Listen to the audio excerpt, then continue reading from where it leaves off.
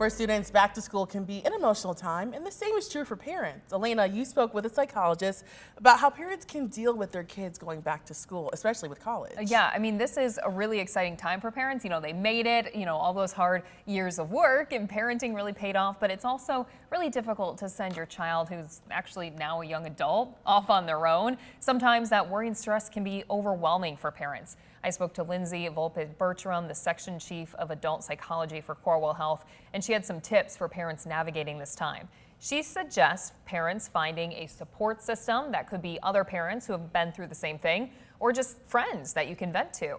With your young adults, start thinking early about how the communication will be once they leave.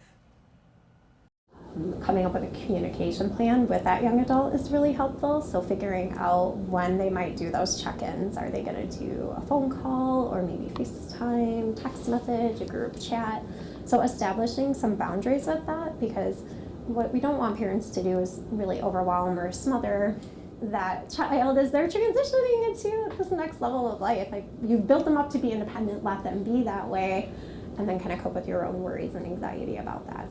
However, if your stress over your child leaving begins to affect your sleep, you're not eating well, or it's affecting other areas of life, it's okay to seek some professional help. Now, Elena, what about parents who don't know what to do with their time once their child is gone? You know, here's some good thing. She says it's actually a time not to feel selfish. Go ahead and do it. Invest time back into your identity of who you are outside of just being a parent. You could establish closer relationships with friends, have more date nights, or even pick up a new hobby. Maybe some me time. Some me time. That's exactly it.